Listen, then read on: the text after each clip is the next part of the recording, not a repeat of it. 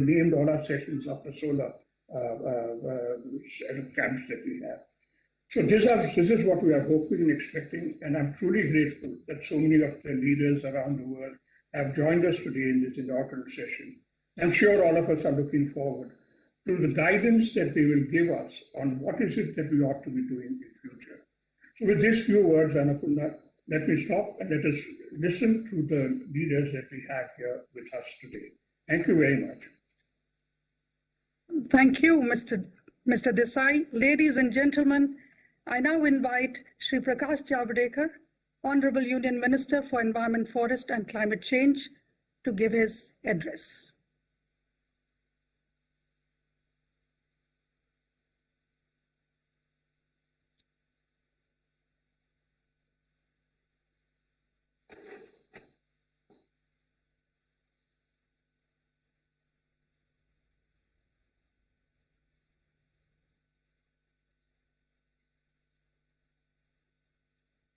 Honorable Minister.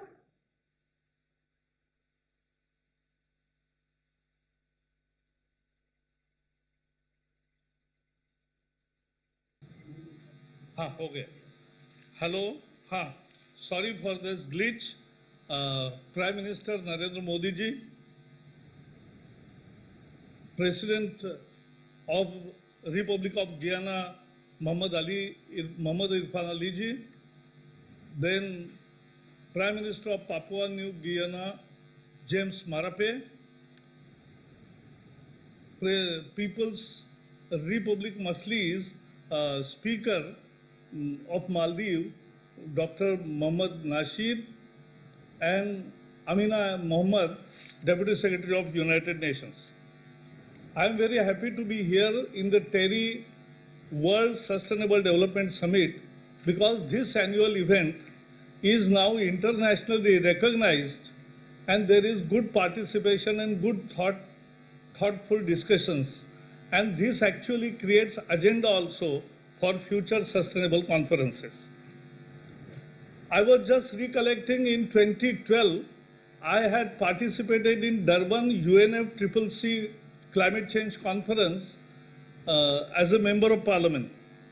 And I saw there India as naysayer, a backbencher, not putting up ideas. But in 2015, when we went to Paris under leadership of Narendra Modi ji, we were leading from the front.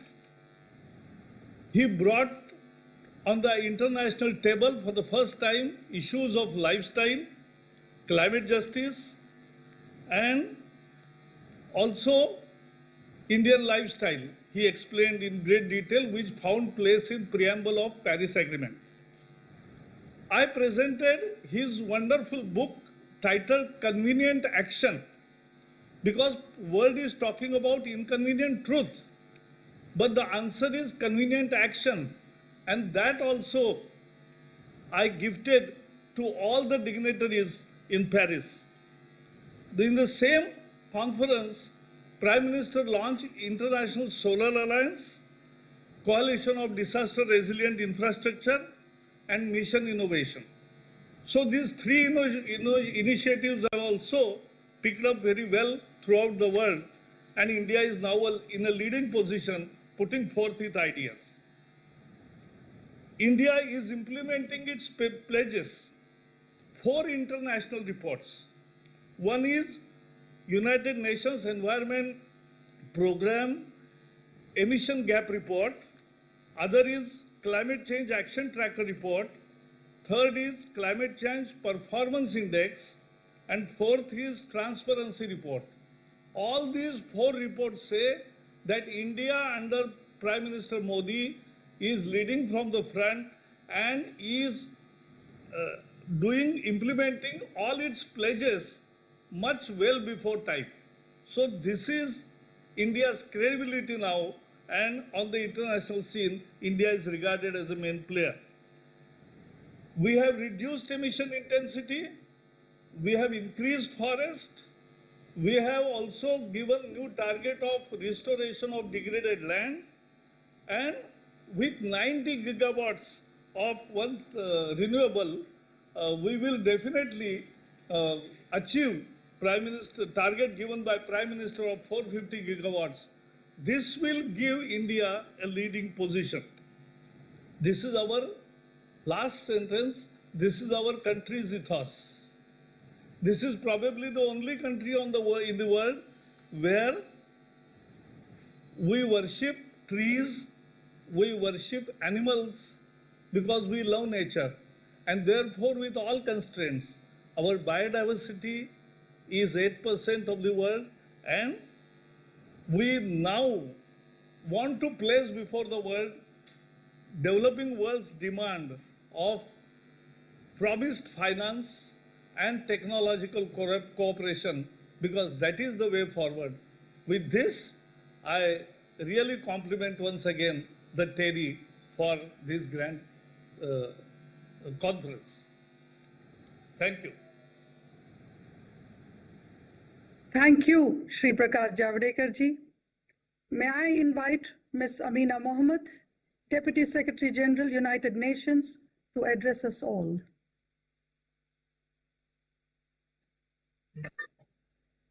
Thank you very much. Your Excellency, Prime Minister Modi, Your Excellency, the President of the Cooperative Republic of Guyana, Your Excellency, the Prime Minister of Papua New Guinea, Excellencies, ladies and gentlemen, distinguished delegates. Following the tragic flash flood in Uttarakhand on Sunday, I first wish to express my sincere condolences to the government and the families and victims and people of India. Climate change is destabilizing our world, and the consequences are often terrifying, and my heart goes out to the people of Uttarakhand. We are reminded then of our global imperative to make peace with nature, and so I'm honored to join you all at the World Sustainable Development Summit. Over the years, this event has addressed the most pressing global challenges of our time, calling for collaborative partnerships across and between countries, states, and sectors to redefine our common future. We are at a uniquely challenging moment. We face a global pandemic with less than a decade left to achieve the Sustainable Development Goals. And science tells us that we must cut greenhouse gas emissions by 45% by 2030 and reach net zero by 2050. Last year, we saw more than 100 nations commit to net zero emissions by 2050, or in the case of China, before 2060. This momentum is significant. More than 70% of the world economy and 65% of global carbon dioxide emissions are now committed to net zero. But this is not enough. The Global Coalition for Net Zero emissions needs to grow to cover the entire G20 countries and more than 90% of the emissions. This is one of the central objectives of the Secretary General and the United Nations this year. At the same time, all commitments to net zero must be underpinned by credible plans with intermediate targets to achieving a just transition. The major emitters in the G20 must lead the way. If consistent with the Paris Agreement goals, their combined short-term actions will bend the temperature curve and open enormous windows of opportunity that we need to achieve the SDGs. This is a mighty task, and I know that India will do its fair share. India is currently the only G20 country that will overachieve the objectives of its nationally determined contributions. So much has been done already, as India is seeking greater energy security through a revolution in solar, wind, and energy storage, installing 450 gigawatts of renewable energy capacity by 2030 that will bring more jobs, cleaner air, and a more secure power grid. India's efforts provide a template and a path for others to follow, in particular through the international cooperation that this very institute represents. This year, more than ever, we count on India for its contribution to multilateralism as a force for good on COVID-19 vaccines, on climate action, on peacekeeping. Extreme weather and pathogens are transnational. Our solutions to this must also be transnational.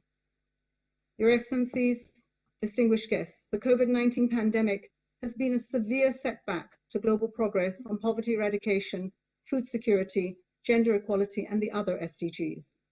But while we mourn the human tragedy of the pandemic, we must also seize the opportunities it offers. First among these is the chance to relaunch and to reshape the global economy. Now is the time to reinforce the environmental imperatives for sustainable economic growth. Now is the time to build a robust, resilient economy that is compatible with our climate goals. Every investment made in the recovery from COVID must be an investment in sustainability. The SDGs must be embedded in the national frameworks and institutions that go beyond specific political parties and administrations. We need to focus on areas that include gender equality and food systems and have the strongest catalytic effects in order to accelerate SDG implementation. Global policies and investments need to shift from grey to green. We must end fossil fuel subsidies and make societies, corporations, and communities more resilient to climate shocks. When we see some incremental steps towards sustainable business models, they're still very far from the scope of the scale that is required. We need national governments, regions, cities, businesses, and a civil society to work together towards a common goal of a more just, sustainable, and prosperous world. Your Excellencies, distinguished guests, India has been an active, influential player on climate change from the very beginning. Even before the Paris Agreement, India was acting thoughtfully and strategically on its energy, environment, and development priorities. You have translated this strategic thinking into policies and into programs. Prime Minister Modi stood resolutely with the Paris Agreement, launching two major environmental initiatives in the time since: the Coalition for Disaster Resilient Infrastructure and the International Solar Alliance. India is now poised to lead on the development of technologies that produce low-carbon steel and cement, and as co-leaders with Sweden of the leadership group for the industry transition. I look forward to seeing the path that you will chart to get to net zero emissions and a climate-resilient economy by mid-century. These efforts have not just national, but regional and global impact. I am confident that India can lead the way. India can count on the full support of the United Nations. Our expertise and convening power at the global and country level will hopefully maximize the impact of our partnership. I wish you productive deliberations and look forward to your ideas and to the leadership of those around the table today as we strive to meet the SDGs by 2030 and the Paris goals by 2050. I thank you. Thank you, Ms. Amina Mohammed. Thank you. Speaker of the People's Majlis, Republic of Maldives, Mr. Mohammed Nasheed, we invite you to address us. The Prime Minister, Mr. Modi,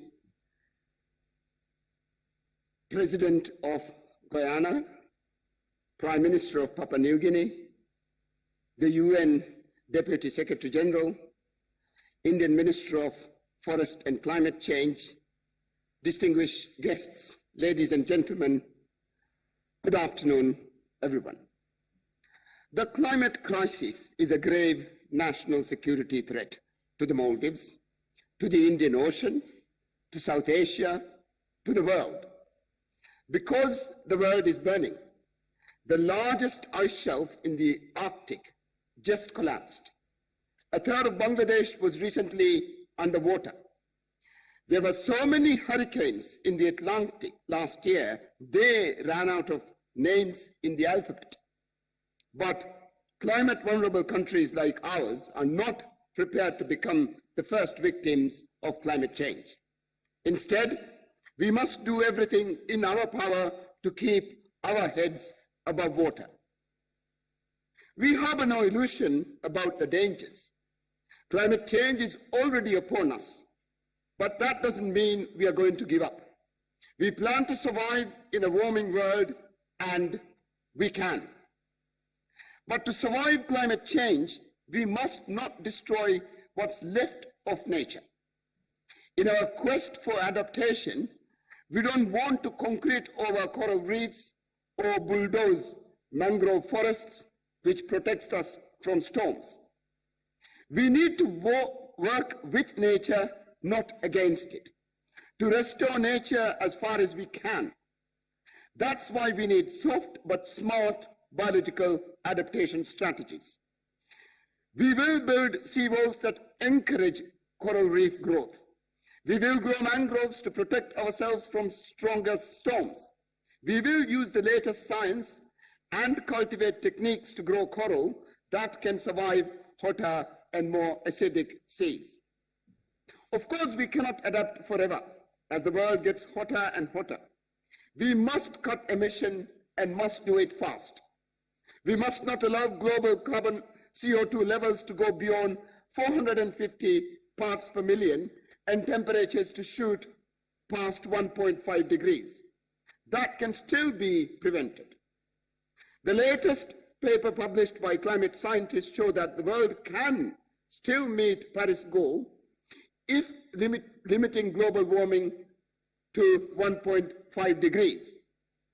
However, time is rapidly running out. At current emission rate, there are only 11 years and 9 months remaining on the climate clock before all the budget for 1.5 degrees outcome is used. But there is hope. The big emitters, in particular, Europe, the United States, and Japan have presented zero carbon targets and dates. South Africa, South Korea, and Canada have also recently announced net zero targets. In total, 127 countries responsible for 63% of emissions are considering or have adopted net zero targets. Now, India, Prime Minister. In December, the Honorable Prime Minister announced an eye-catching target. India will install, it said, 450 gigawatts of renewable energy capacity by 2030. The minister just explained that they have already done 90 gigawatts. This is an extraordinary ambitious goal which shows incredible leadership by the Indian leadership, by the Prime Minister. My office recently made an analysis of the Prime Minister's pledge. Compared with climate targets announced by all other countries, we believe India's new target is the biggest improvement in terms of its climate benefit of any country on earth. Although South Asian countries did not, and India did not cause the climate crisis, India can and we can help fix it. And it is, as now demonstrated by Indian leadership. If South Asian countries unite behind a vision of prosperity and low emission, we will lead the world, and we will harness all the advantages of progress that new, clean technologies provide. I am delighted to have recently started work for the Climate Vulnerable Forum, a group of 48 developing countries that are vulnerable to climate change. Our experts and economists are busy looking into the strategies that India is delivering. Bangladesh government, which is the current CVF president, has called these plans climate prosperity plans. These plans aim to deliver the economic growth and prosperity that our countries rightfully demand. The plans aim to eliminate poverty and allow least developed countries to reach middle income status by 2040. And they will achieve this with new clean technologies that permit our emission to fall to zero. Instead of clamoring for old colonial machinery of the 19th century, South Asia stands poised to embrace the new technology of the 21st century. Technologies that will help us become rich, because we don't want eco-austerity, we want eco-prosperity. We in South Asia may be climate vulnerable, but we are not victims. We want to become leaders. This, instead of, I won't cut emission because you haven't, we see now India saying, and with it South Asian countries, I will adopt new technologies because you will. Instead of the blame game, we have the aim game. So let's aim for high ambition, zero carbon, 1.5 degrees, and save the planet. I thank again Prime Minister Modi for taking the leadership in providing strategies that will deliver a safer and a more prosperous future for all of us. If we want to be the leaders of tomorrow, we have to embrace the new technology. We can't be burdened with the obsolete technologies of the colonial era. And thank you, India. Before I end, Prime Minister, I would like to thank you on behalf of the people of the Maldives and everyone for providing us with the COVID vaccine. We are rapidly vaccinating everyone, Prime Minister, and we hope to get everyone vaccinated in 2 months. Thank you. Thank you very much, sir. May I request His Excellency Dr. Mohammad Irfan Ali, President of the Cooperative Republic of Guyana, for his address. Your Excellency Sri Narendra Modi, Prime Minister of India, Excellency Prime Minister of Papua New Guinea, Mr. Mohammed Nasheed, former President of the Maldives, Mr. Mina Mohammed, Deputy Secretary General of the United Nations, Mr. Prakash Javadekar, Minister of Environment, Forests and Climate Change of India, Mr. Nitin Desi, Chairman of TERI, Dr. Ajay Mathur, Director General of TERI, distinguished invitees, ladies and gentlemen. I am pleased to be able to join with you today at this inaugural ceremony of the 20th edition of the World Sustainable Development Summit under the theme, Redefining Our Common Future, Safe and Secure Environment for All. At the outset, allow me to commend the Energy and Resource Institute, TERI, for sustaining this initiative in which the government of Guyana has been participating since 2011. This forum has allowed for Guyana to strengthen its relationship with TERI and the government and people of India. The last occasion Guyana addressed this forum, our then president, Dr. Bharat Jagdev, noted that, and I quote, "The time has come for societies to utilize available technology and innovation to use less and achieve more, while at the same time pursuing incentives to align profit with sustainable practices." That message is even more relevant today as we confront the challenges of recovery from the COVID-19 pandemic and we continue to confront global poverty and climate change. Indeed, the time has come for us to redefine our common future, to reaffirm our common values, to address the extant global challenges we face, and to work together to create a better future for our people and planet. Guyana remains committed to its obligation under the Rio Conventions and the Paris Agreement. Over the years, we have demonstrated this commitment in our efforts towards protecting the environment, conserving biodiversity, tackling climate change, and moving the country towards a sustainable development path through our low-carbon development strategy. We've been able to protect and maintain forests in an effort to reduce global carbon emissions, while deriving payments for forest climate services, which our forests provide to the world. The revenues earned from these services have been invested to enhance growth and promote sustained livelihoods along a low-carbon trajectory without impairing national development. I believe that if we are to turn the tide in the fight against climate change, there must be a recommitment to achieve the targets identified by the Intergovernmental Panel on Climate Change and to limit the rise in global temperature to well below 2 degrees Celsius. All nations, therefore, must accelerate change towards low-carbon development pathways. Technology remains critical to this objective. Many of the technological solutions necessary to increase efficiency and productivity and to reduce our environmental and carbon footprint are already available to us.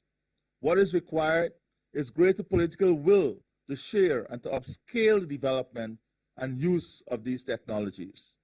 In this regard, there is a critical role not only for governments, but the private sector and organizations such as TERI to help to facilitate technology transfer and uptake. I would like to take this opportunity to commend Prime Minister Modi and the government of India for the many initiatives being undertaken and led by India, in particular the International Solar Alliance. And I am pleased to announce that my government has re-engaged TERI to provide technology support in several areas, including renewable energy and key productive sectors, including agriculture. These opportunities need to be upscaled if we are to respond with the urgency and boldness required to address climate change, sustain livelihoods, and protect the environment. COVID-19 has shown us that applying innovative and refashioning our approach is not as difficult as it may seem, providing there is a political will at a national and international level. While it is acknowledged that the pandemic is presenting formidable challenge, I'm confident that this is one battle in which the world will prevail. And this should inspire us to overcome the challenges of creating a better life for our people and planet. So in the coming days, as this important meeting deliberates on the question of redefining our common future, let us also recommit to working together to secure that future. The Paris Agreement has managed to bring us all to the table, developed and developing countries, North, South, East, and West. While our circumstances are not all the same, we aspire to a shared future in our common home, the planet. Let us commit to working aggressively to secure the future. The twin challenge of the global pandemic and natural disasters has already reversed, in many ways, the gains of the developing world in achieving the Sustainable Development Goals. India, again, has provided good global leadership in addressing these issues.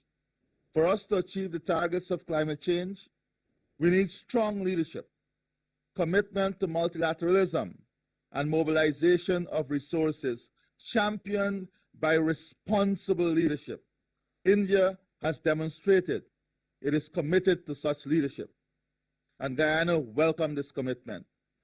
On a personal note, and that of the Caribbean community, CARICOM, I would also like to express our gratitude to Prime Minister Modi and the people of India for sharing with our region also 500,000 vaccines, even as you are battling your own circumstances. It is this type of leadership that will bring our world closer together. I thank you sincerely. Thank you very much.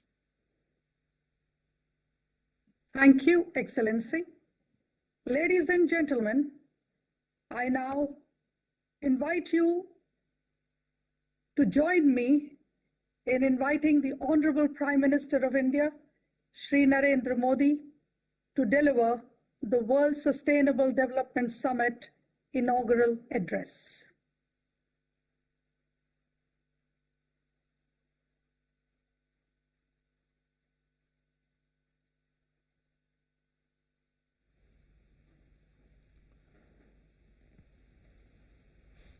नमस्कार जी.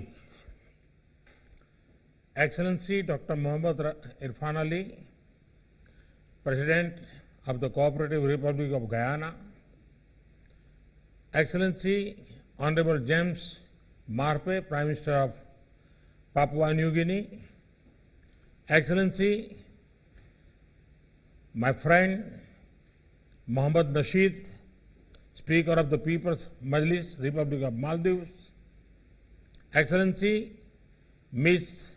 Amina J. Mohammed, Deputy Secretary General, United Nations, Shri Prakash Javadekar, Minister of Environment, Forest and Climate Change, Government of India, distinguished guests, Namaste.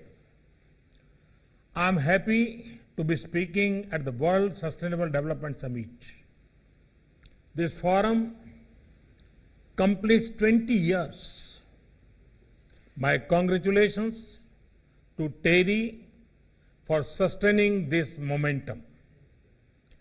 Global platforms like this are important for our present and our future.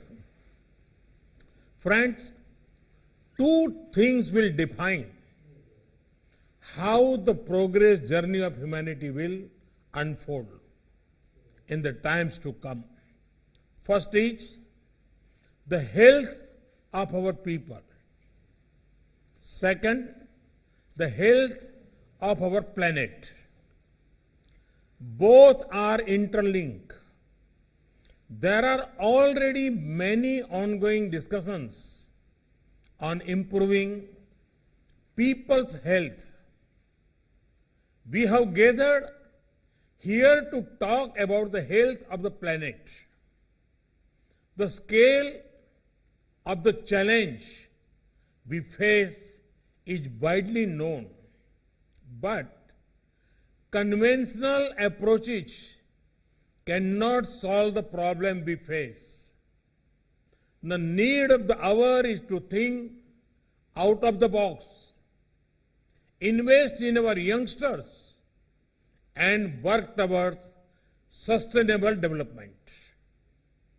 Friends, the road to fighting climate change is through climate justice. At the root of climate justice is the principle of being large-hearted. Climate justice is also about thinking of the bigger and long-term picture. The sad reality is changes in the environment and natural disasters impact the poor the most.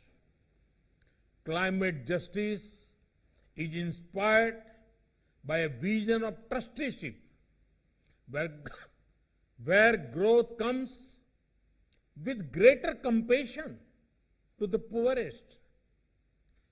Climate justice also means giving the developing countries enough space to grow. When each and every one of us understands our individual and collective duties, climate justice will be achieved.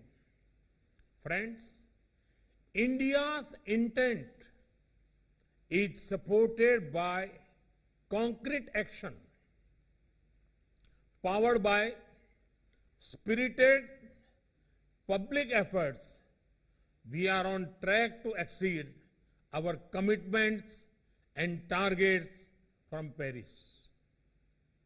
We committed to reduce emissions intensity of GDP by 33 to 35% from 2005 levels. You will be happy to know that a drop of 24% in the emission intensity has already been achieved. There was a commitment to achieving about 40% cumulative electric power installed capacity from non-fossil fuel based resources, and the share of non-fossil fuel sources in installed capacity of electricity today has grown to 38%. This includes nuclear and large hydro projects. I am delighted to share that we are making steady progress on our commitment to land degradation neutrality. Renewable energy is picking speed in India. We are well on track to setting up 450 gigawatt of renewable energy generating capacity by 2030. Here, I would like to applaud our private sector and several individuals who are contributing to this. India is also increasing usage of ethanol. Friend, sustainable development is incomplete without equitable access. In the direction too, India has made good progress. In March 2019, India achieved nearly 100% electrification. This was done through sustainable technologies and innovative models. India invested in LED bulbs long before they became the norm globally. Through the Ujala program, 367 million LED bulbs became a part of people's lives. This reduced over 38 million tons of carbon dioxide per year. The Jal Jeevan Mission has connected over 34 million households with tap connection in just about 18 months. Through the PM Ujjwala Yojana, more than 80 million households below poverty line have access to clean cooking fuel. We are working to increase the share of natural gas in India's energy basket from 6% to 15%. An estimated investment of $60 billion is lined up in developing domestic gas infrastructure. Work is underway to expand city gas distribution networks.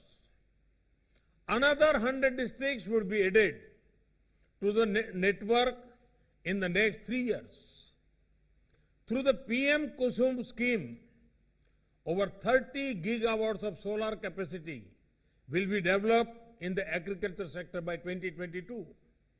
Friends, often discussions on sustainability become too focused on green energy. But green energy is only the means. The destination we seek is a greener planet.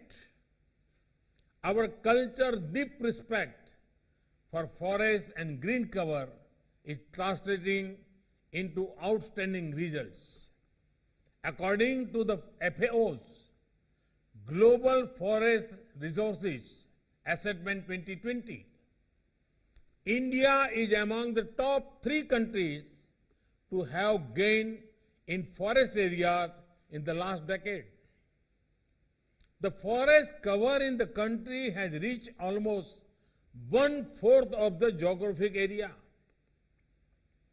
Conventional thinking may make some people think that when a country pursues development, then forest cover goes down.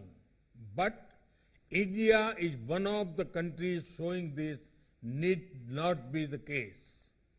Our mission to achieve sustainable development also includes special attention towards animal protection. Across India, people feel proud that over the last 5 to 7 years, the population of lions, tigers, leopards, and Gangetic river dolphin has grown up. Friends, the gathering brings together the best and brightest minds working on sustainable development. I would like to draw attention to 2 aspects: togetherness and innovation. Sustainable development will only be achieved by collective efforts. When every individual thinks of national good, when every nation thinks of global good, that is when sustainable development will become a reality. India has made an effort in this direction through the International Solar Alliance. Let us always keep our minds and nations open to best practices from all over. In the same spirit, let us always share our own best practices with others. The second is innovation. There are many startups working on renewable energy, environment-friendly technology, and more. As policymakers, we should support as many of these efforts. The energy of our youth will certainly lead to outstanding results. Friends, through this forum, I would also like to mention one more area which needs thought. That is the enhancing our disaster management capabilities. This requires focus on human resources development and technology as part of the Coalition for Disaster Resilient Infrastructure. We are working in this direction. Friends, India is ready to do whatever possible to further sustainable development. Our human-centric approach could be a force multiplier for global good.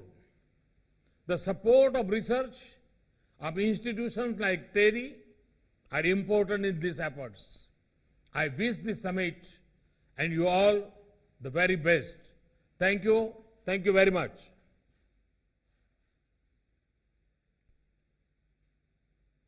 Thank you very much, Honorable Prime Minister. And now, may I request Dr. Ajay Mathur, Director General TERI, to deliver the vote of thanks. आदरणीय माननीय प्रधानमंत्री महोदय, distinguished presidents, speakers, Deputy Secretary General Amina Mohammed, Honorable Minister of Environment Shri Prakash Javadekar ji, and my Chairman Mr. Nitin Desai. First of all, sir, my deepest gratitude to you personally for inaugurating this summit and for reiterating your commitment and leadership to sustainable development. Sir, many, many thanks. I feel proud, sir, in joining both Dr. Nasheed and President Irfan Ali in congratulating you for rolling out the world's largest vaccination drive earlier this year. Sir, under your leadership, India is not only the largest manufacturer of vaccines, but has also undertaken the humanitarian task of donating large doses of vaccines to other countries. This reflects, sir, what you said. Concrete action is more important. It is this which shows our large-heartedness. Sir, it is an honor and privilege to have you to inaugurate the 20th edition of the World Sustainable Development Summit. Sir, this year, of course, as has been noted, we are carrying out this summit through virtual means. But our goal remains that we need to get people together. We need to learn from each other's lessons. Sir, we also need to develop new and innovative partnerships. That, I think, helps us get together. Sir, we are absolutely delighted that under your leadership, things like the International Solar Alliance and the Coalition for Disaster Resilient Infrastructure have taken off. They are central to us moving forward as the world. We are honored, sir, to have with us also a power-packed set of speakers. I would like to thank His Excellency Dr. Muhammad Irfan Ali, President of the Cooperative Republic of Guyana, for gracing the occasion. Sir, we have a strong partnership with shared cultural roots and now with technological sharing as well. Your Guyana's low carbon development strategy guides your action and has been critical in combating climate change. Dr. Nasheed, I don't know how to thank you. You have been a global leader through ventures such as the Climate Vulnerable Forum and the Climate Smart Resilient Islands.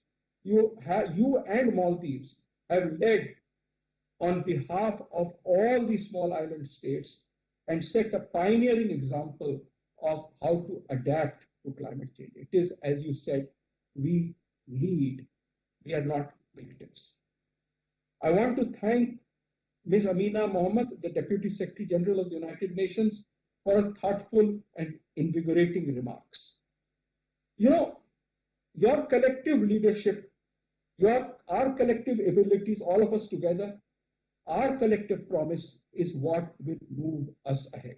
I am extremely grateful for your thoughtful words. To Prakash Javadekar ji, my deepest thanks. He has been a source of great guidance and inspiration to us. And I would like to take this opportunity to congratulate you, Honorable Minister, on the actions that you have taken to combat air pollution in Delhi and neighboring states, and your initiative in developing 200 urban forests across the country. This is much needed.